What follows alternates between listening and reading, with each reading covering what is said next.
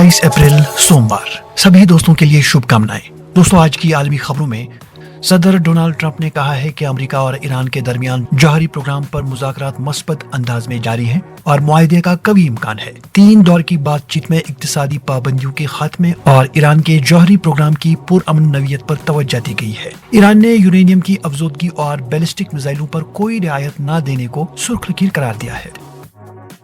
Iran ने इतवार को अपने इंफ्रास्ट्रक्चर पर एक वसी और पेचीदा साइबर हमला नाकाम बना दिया। यह हमला बंदर अब्बास की बंदरगाह पर धमाके और तेहरान वाशिंगटन जौहरी मुज़ाकरात के बाद सामने आया। इधर ईरानी पासदारान इनकलाब के जराये के मुताबिक रजाई बंदरगाह पर धमाका सोडियम परक्लोरेट के ज़खायर में हुआ, जो मिसाइल ईंधन का अहम जुज होता है। रिपोर्ट्स के मुताबिक ये मवाद चीन से ईरान पहुंचा था और नामुनासिब जखीरा अंदोजी के बाइस धमाका हुआ। 2024 में आलमी फौजी अखराजात 27.2 खरब डॉलर तक पहुंच गए, जो 2023 के मुकाबले में 9.4% ज्यादा है। Stockholm international peace research institute के मुताबिक ये सर्द जंग के बाद सबसे बड़ा सालाना इजाफा है। सदर डोनाल्ड ट्रंप ने मुतालबा किया है कि अमरीकी फौजी और तिजारती जहाजों को नहर सुएज और पानामा कैनाल से मुफ्त और आजादाना गुजरने की इजाजत दी जाए। उन्होंने वजीर खारजा को फौरी तौर पर यह मामला उठाने की हिदायत दी है। सऊदी अरब और कतर शाम के आलमी बैंक के तकरीबन 15 मिलियन डॉलर के बकाया जात अदा करेंगे। ये इक़दाम शाम की मईशत की बहाली, तमीरी नौ और अवामी शोबे की मदद के लिए आलमी इमदाद दोबारा शुरू करने की राह हमवार करेगा।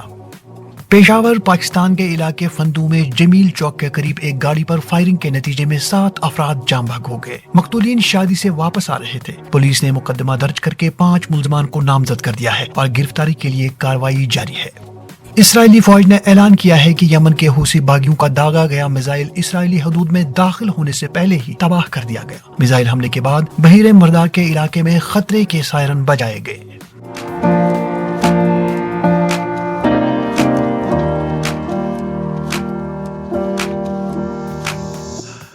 उधर अमरीकी सेंट्रल कमांड के मुताबिक यमन में हूसियों के खिलाफ जारी फौजी ऑपरेशन में 800 से जायद अहदाफ को निशाना बनाया गया है। इन हमलों में हूसियों के कई अहम कमांडर और जंगजू हलाक हुए हैं, जबकि उनके मिसाइल और ड्रोन प्रोग्रामों को भी नुकसान पहुंचा है। उधर हूसियों ने इल्जाम लगाया है कि अमरीकी फजाई हमले में यमन की एक जेल को निशाना बनाया गया, जिसके नतीजे में कम से कम 68 अफराद हलाक और 47 जख्मी हुए हैं। अमरीकी सेंट्रल कमांड ने इस इल्जाम पर कोई तबसरा नहीं किया। फ्रांस के सदर मैक्रोन ने एक मस्जिद में दहशतगर्दी के वाक़े की मजम्मत करते हुए कहा कि नस्ल परस्ती और मजहब की बुनियाद पर नफरत के लिए फ्रांस में कोई जगह नहीं है। इस हमले में एक नमाजी शहीद और दीगर जख्मी हुए। सदर ने इबादत की आज़ादी के तहफ़्फ़ुज़ पर जोर दिया और इस वाक़े को मजहबी हम आहंगी के खिलाफ करार दिया। ज़राए से मालूम हुआ है कि मुल्ज़िम ने इटली में पुलिस के सामने हथियार डाल दिए हैं। हिंदुस्तान और फ्रांस ने 26 रफेल एम लड़ाका तैयारों के लिए 63,000 करोड़ रुपए मालियत का बैन हुकूमती मुआहिदा तय किया है। इस मुआहिदे में देसी air to air missile Astra का इंतजाम भी शामिल है। मुआहिदे को नौसेना भवन में रस्मी तौर पर हतमी शक्ल दी गई। रूस के सदर पुतिन ने शुमाली कोरिया के फौजियों का शुक्रिया अदा किया है, जो कर्सिक के इलाके में यूक्रेन के खिलाफ लड़ाई में शामिल हुए। रूस ने दावा किया है कि उसने वो इलाका वापस ले लिया है जो यूक्रेन ने 2024 में कब्जे में लिया था। ताहम यूक्रेन के हुकाम ने इस दावे की तरदीद की है। जनूबी कैरोलिना के मीटल बीच में फायरिंग के वाक़े में 11 अफराद जख्मी हुए, जबकि पुलिस ने एक मुश्तबा शख्स को गोली मारकर हलाक कर दिया। ये वाक़ा हफ्ते की रात पेश आया और तहकीकात जारी है।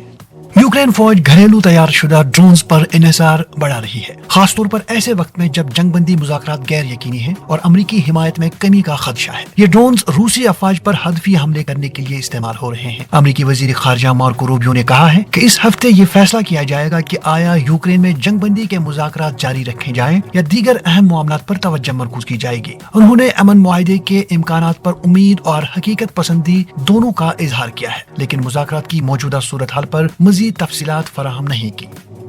दोस्तों, आखिर पर यह खबर कि मिस्र में मौसमियाती तब्दीलियों के बाइस फसलों और फलों जैसे तरबूज, अंगूर और स्ट्रॉबेरी की जल्द कटाई हो रही है। फार्मर्स के मुताबिक ग्रीन हाउस और टनल फार्मिंग जैसी तकनीकों से दर्जे हरारत को कंट्रोल करने की जरूरत बढ़ गई है। ये तब्दीलियां फसलों की मुकर्ररा तारीख से पहले बाजारों में दस्तयाबी का सबब बन रही है।